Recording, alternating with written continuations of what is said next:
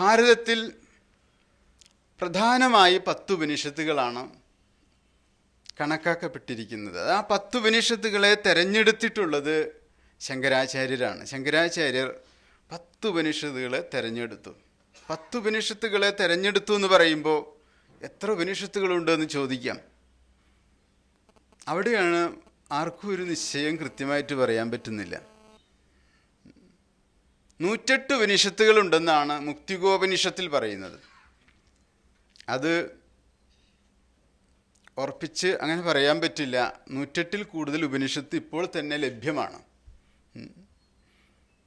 ഒരുപാട് ഉപനിഷത്തുകൾ നഷ്ടപ്പെട്ടു പോയിട്ടുണ്ട്.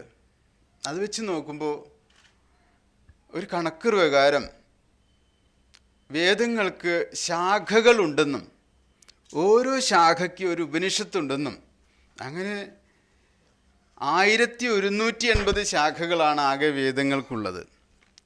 1180 ഉപനിഷത്തുകൾ ഉണ്ടായിരുന്നുവെന്നും അതൊക്കെ കാലങ്ങളിലൂടെ നഷ്ടപ്പെട്ടു പോയി. ഇന്നിപ്പോൾ നമുക്ക് 108 ഉപനിഷത്തിൻ്റെ പുസ്തകങ്ങളും 160 വരെ ഉപനിഷത്തുകൾ കിട്ടുന്നുണ്ട് പലയിടങ്ങളിലും. അതിൽ പല ഉപനിഷത്തുകളും അടുത്ത കാലത്ത് എഴുതിയിട്ടുള്ളതാണ്. ചില ഉപനിഷത്തുകൾ സ്വാർത്ഥ ഉദ്ദേശത്തോടു കൂടിയിട്ടും എഴുതിയിട്ടുണ്ട്. ഓരോ ആചാര്യന്മാരുടെ താല്പര്യങ്ങളും അതിൽ വരുന്നുണ്ട്. അതുകൊണ്ട് ദശോപനിഷത്തുകളെയാണ് പ്രധാനമായിട്ടും നല്ല 10 ഉപനിഷത്തുകളായിട്ട് പറയുന്നത്. എന്നാൽ ശ്വേതാശ്വേതര ഉപനിഷത്തിനും ശങ്കരാചാര്യർ ഭാഷ്യം എഴുതിയിട്ടുണ്ടെന്ന് പറയുന്നു. ശ്വേതാശ്വേതര ഉപനിഷത്ത് ഉത്കൃഷ്ടമായ ഉപനിഷത്താണ്. അപ്പോൾ ഉപനിഷത്തിനെ സംബന്ധിച്ച ചില പശ്ചാത്തലങ്ങളിലേക്ക് വന്ന് നമ്മൾ കഴിഞ്ഞു. ഇനി ഈ ഉപനിഷത്തിനെ സംബന്ധിച്ച അറിവ് ജനകീയമായി തുടങ്ങിയിട്ട് വളരെ കുറച്ച് കാലങ്ങളായിട്ടുള്ളൂ. വിവേകാനന്ദ സ്വാമികൾ 1893 ചിക്കാഗോയിൽ പോയിട്ട് ഇതിനെക്കുറിച്ചൊക്കെ പ്രസംഗിച്ചപ്പോൾ ആളുകൾക്ക് ഇവിടെ അക്ഷയമായ ജ്ഞാനത്തിൻ്റെ ഖനിയുണ്ടെന്ന് കേൾക്കാൻ തുടങ്ങി. അതിലും മുമ്പ് തന്നെയാണ് ഇവിടെ മാക്സ് മുള്ളർ എന്ന് പറയുന്ന ഒരു ജർമ്മൻ പണ്ഡിതൻ വേദങ്ങളെ പകർത്തിയെഴുതി അച്ചടിപ്പിച്ച് ഉപനിഷത്തുക്കളുടെ മഹത്വത്തെക്കുറിച്ചൊക്കെ എഴുതാൻ തുടങ്ങിയത്. പക്ഷേ മാക്സ് മുള്ളർ ഒന്നുമല്ല ശരിക്കും ഭാരതത്തിൽ നിന്ന് ആദ്യമായിട്ട് ഉപനിഷത്ത് പുറം ലോകത്തിന് കാണിക്കുന്നത്. ഔറംഗസീബിൻ്റെ സഹോദരനായിരിക്കുന്ന ദാരാ ഷിക്കോ എന്ന് പറയുന്ന ഒരു മുസൽമാനാണ് ആദ്യമായിട്ട് സംസ്കൃത ഭാഷയിൽ നിന്ന് ഈ ഉപനിഷത്തുകൾ പേർഷ്യൻ ഭാഷയിലേക്ക് തർജ്ജമ ചെയ്യുന്നത്. ഈ ദാരാ ഷിക്കോ എന്ന് പറയുന്ന ഔറംഗസീബിൻ്റെ ജ്യേഷ്ഠൻ ഇല്ലായിരുന്നുവെങ്കിൽ കുറേ കാലം കൂടി ഈ ഉപനിഷത്ത് പാശ്ചാത്യ നാടുകളിലേക്കൊന്നും പോകാതെ ഇവിടെ കെട്ടിക്കിടക്കുമായിരുന്നേനെ. പക്ഷേ അവിടുന്ന് അത് പേർഷ്യൻ ഭാഷയിൽ നിന്ന് ഒരു ജർമ്മൻകാരൻ ആ ഉപനിഷത്ത് കാണുകയും ആ ജർമ്മൻകാരൻ, അദ്ദേഹത്തിൻ്റെ പേര് ഡ്യൂപെറോൺ എന്നാണ് പേര്, അദ്ദേഹം അത് ലാറ്റിൻ ഭാഷയിലേക്ക് തർജ്ജമ ചെയ്തു. ലാറ്റിൻ ഭാഷയിലേക്ക് തർജ്ജമ ചെയ്തപ്പോൾ വീണ്ടും ഒരു ജർമ്മൻ പണ്ഡിതൻ അത് കാണാനിടയായി. അദ്ദേഹത്തിൻ്റെ പേര് ഷോപ്പനോവർ എന്നാണ്. ഷോപ്പനോവർ ഇത് കണ്ടപ്പോൾ അത്ഭുതപ്പെട്ടുപോയി.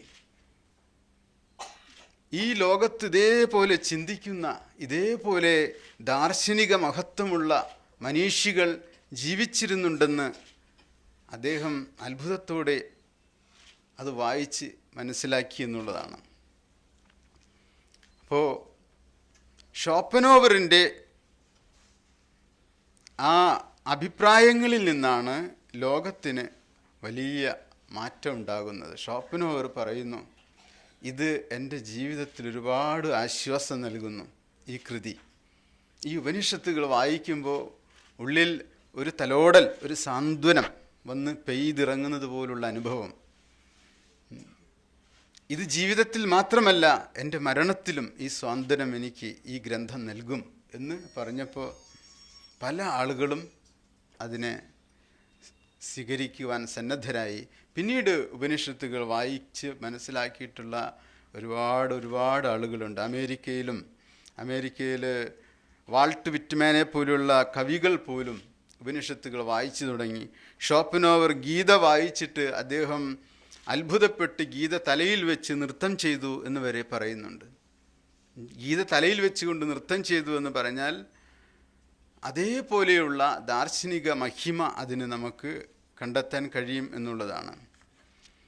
അപ്പോൾ മാക്സ് മുള്ളറിന് ശേഷം പോൾ ഡോയ്സൺ എന്ന് പറയുന്ന ഒരു മഹാപണ്ഡിതൻ ഇന്ത്യയിൽ വന്ന് ഉപനിഷത്തുക്കൾ തർജ്ജമ ചെയ്ത്, ചിന്ത കൊണ്ട് മാത്രമാണ് അതിന് പ്രത്യേകതയുള്ളൂ. ജീവിതവും ചിന്തയും രണ്ടായിട്ട് നിൽക്കുമ്പോൾ വാസ്തവത്തിൽ ഉപനിഷത്തിൽ ജീവിതവും ചിന്തയും രണ്ടല്ലാതെ നിൽക്കുന്നു എന്നുള്ളതാണ്. അതുകൊണ്ട് ഭാരതത്തിലെ ഉപനിഷത്തിൽ എത്തിക്സ് എന്ന് പറയുന്നത് അതിൻ്റെ ഫിലോസഫിയുമായിട്ട് ലയിച്ചു ചേർന്നിരിക്കുന്നു. എത്തിക്സ് എന്ന് പറഞ്ഞാൽ അതിൻ്റെ സദാചാരം, ധാർമ്മികമായിരിക്കുന്ന വശം ദാർശനിക വശവുമായിട്ട് ചേർന്ന് ഏകീഭവിച്ചിരിക്കുന്നു. പക്ഷേ പാശ്ചാത്യ ചിന്തയിൽ ദർശനവും ധാർമ്മികതയും രണ്ടാണ്. നല്ലവണ്ണം ചിന്തിക്കുന്നവൻ നല്ലവണ്ണം ജീവിക്കണമെന്നില്ല. അതാണ് അതിൻ്റെ ഒരു പ്രത്യേകത. ഡെക്കാർട്ടിനെ പോലെയും കാൻറ്റിനെ പോലെയും സ്പിനോസയെ പോലെയുമുള്ള ചിന്തകന്മാർ, വിശിഷ്ടമായ ചിന്തകളുള്ള ദാർശനികന്മാർ പാശ്ചാത്യ നാടുകളിലുണ്ടായിരുന്നു. അവർ ഉപനിഷത്തിലെ ഋഷിമാർ സംസാരിക്കുന്നത് പോലെ സംസാരിച്ചിരുന്നു. ലൈബിനിസ് എന്ന് പറയുന്ന ഒരു പാശ്ചാത്യ ചിന്തകൻ ദൈവത്തെക്കുറിച്ച് പറയുന്നത് ഗോഡ് ഈസ് മൊണാഡ് ഓഫ് മൊണാഡ്സ് എന്നാണ്.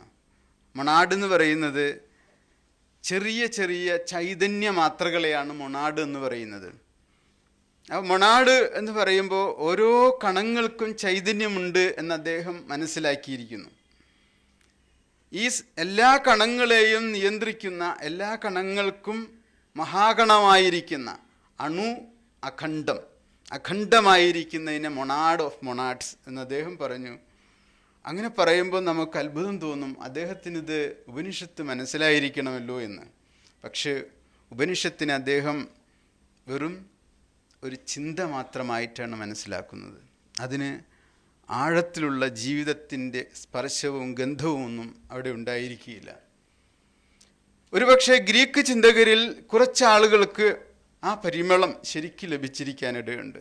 പൈത്തഗോറസിനെ പോലെയുള്ള, ഹെറാക്ലീറ്റസിനെ പോലെയുള്ള ആളുകൾ ശരിക്കും ഉപനിഷത്തിൻ്റെ തലത്തിലാണ്. പാർമെനൈഡ്സ് എന്ന് പറയുന്നൊരു ചിന്തകൻ, സിനോ എന്ന് പറയുന്ന ചിന്തകൻ, ഇവരൊക്കെ കുറച്ചുകൂടി അടുത്തേക്ക് ജീവിതവുമായിട്ട് ബന്ധപ്പെട്ടുകൊണ്ട് ചിന്തയെ കൊണ്ടുവന്നിട്ടുണ്ട്, ദർശനത്തെ കൊണ്ടുവന്നിട്ടുണ്ട്. അതുകൊണ്ട് എല്ലാം കൊണ്ടും നമുക്ക് പാശ്ചാത്യ ദർശനത്തെയും ചിന്തയെയും നിഷേധിക്കാനും കഴിയുകയില്ല.